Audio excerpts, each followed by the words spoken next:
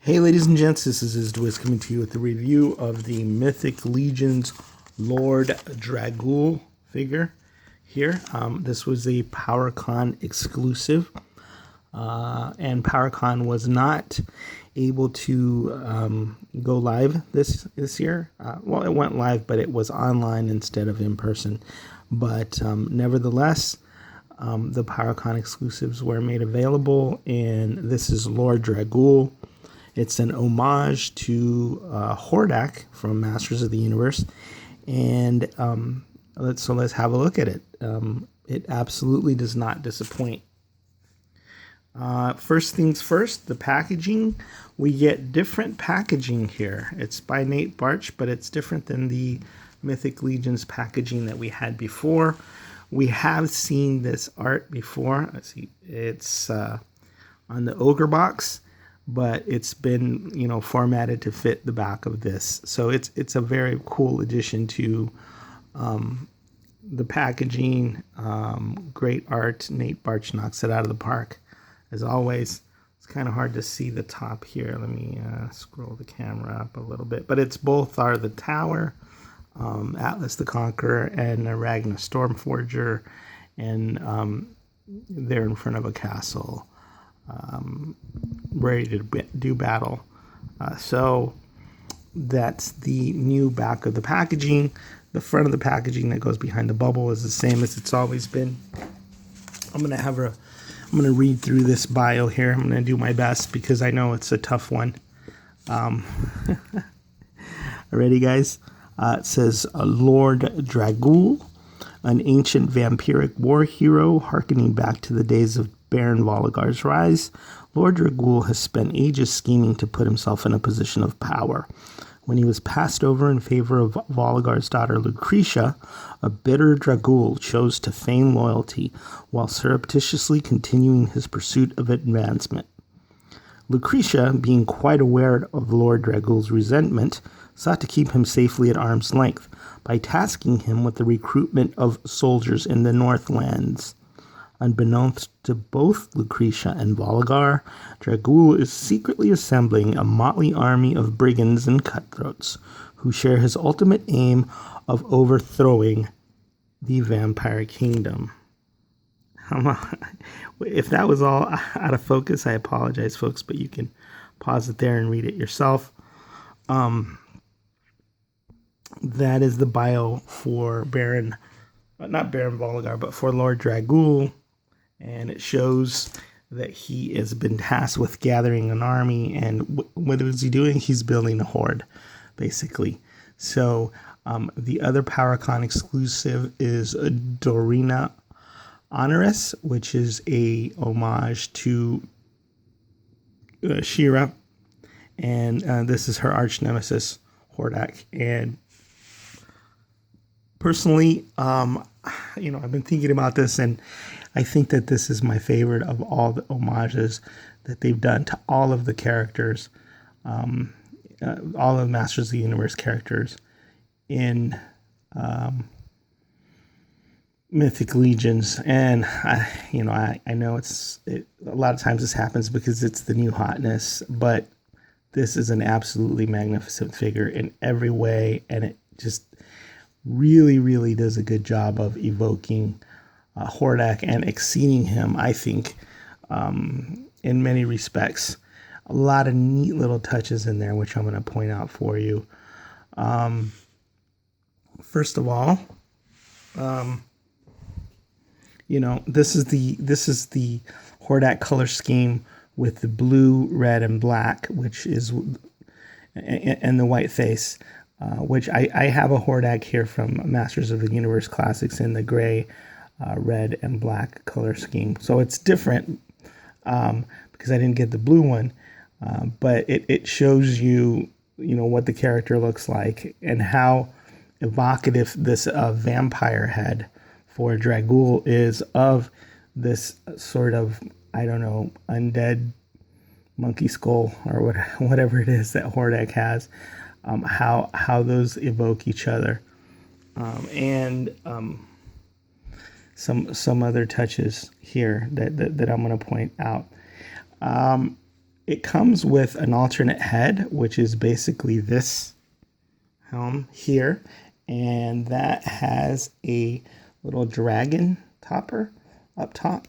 So if for some reason you don't want to pose him with the vampire head, I don't think I'll ever take it off.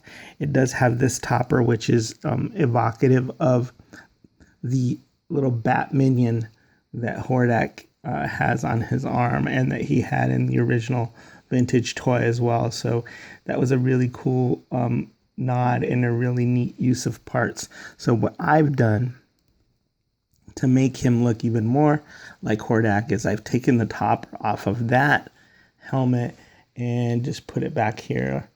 I'm going to maybe find a way to get some sticky tack or something and hold him there permanently so that, you know, you can see that, and it sort of evokes the bat symbol of the Horde, right? And if you look at the back here, okay, this shield, little sticky tack will hold that in place. This shield here is sort of evocative of this cowl, so it kind of goes up behind his helmet there. If you put the shield here and nestle it in the back between the pauldrons, so that's kind of cool. He also comes with this new cape that it's the first time we've seen it in Mythic Legions. It's sort of the bat cape with these like scallops in the back, and I really like it. And of course, that's evocative of Hordak's cape and the way it has these sharp little scoops that come out on the back. So you can see he's got that cowl, and that's how I'm approximating that by putting the shield there. Obviously, he can hold the shield in his hand as well, but something really cool about having it, you know, strapped back here between the two pauldrons like that, so that when you look at it, you see that sort of Hordak cowl approximated back there. And then again, if you put the little dragon topper back there, I had it on there earlier, then I think it even looks even cooler that he's got his little pet back there. So he comes with the helmet. He comes with this crossbow, and the crossbow is evocative of Hordak's crossbow as well. So they're similarly attired in that way, or armed in that way. So that's a cool nod. He comes with this weapons belt, and he comes with this cool axe that has this topper on it. How does that go? Let's see.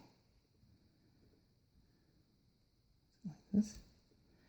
Yeah, sort of like that. So it gives it a little extra flash and extra flare, especially with these cool paint apps here, and the yellow eyes and the white teeth. That really pops. And I think that this also might be evocative of a character, imp. I think it might be the imp that's portraying there.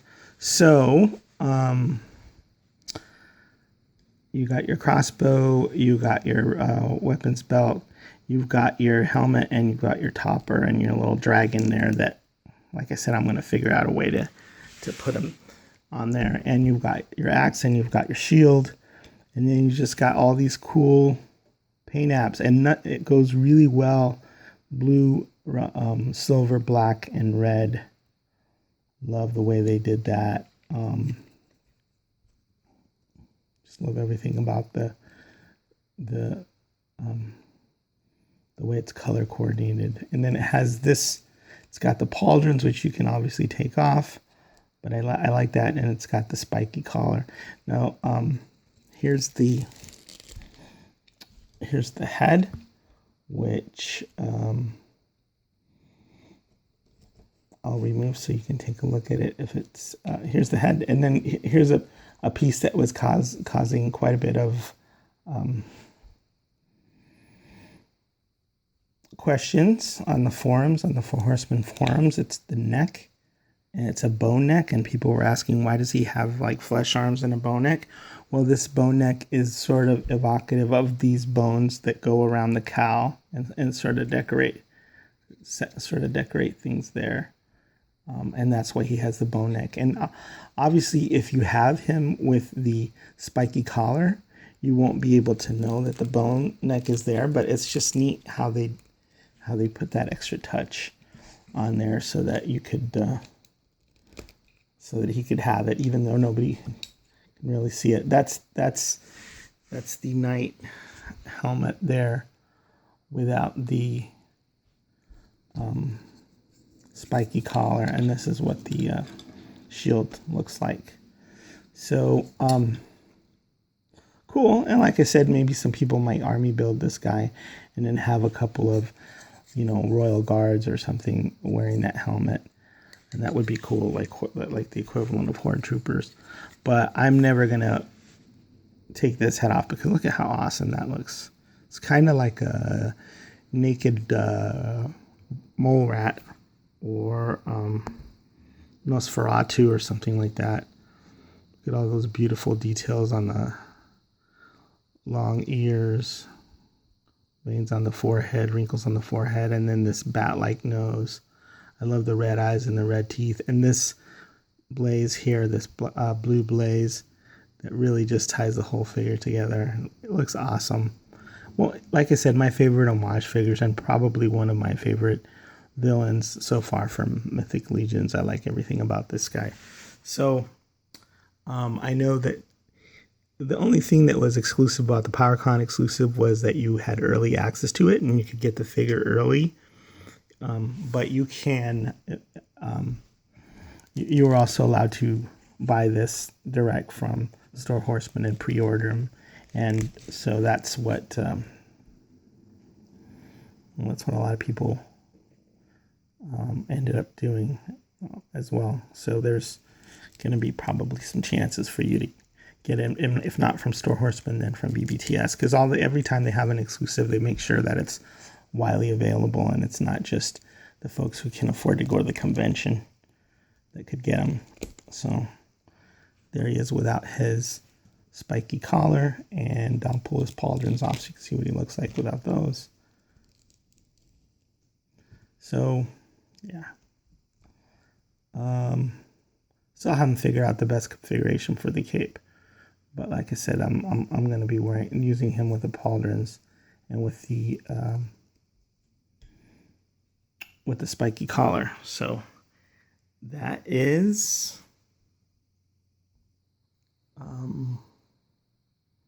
that's my review. That's my review of this figure. Hopefully you get a chance to get one, and I'll review Darina Honoris next. All right, it's DeWiz signing out.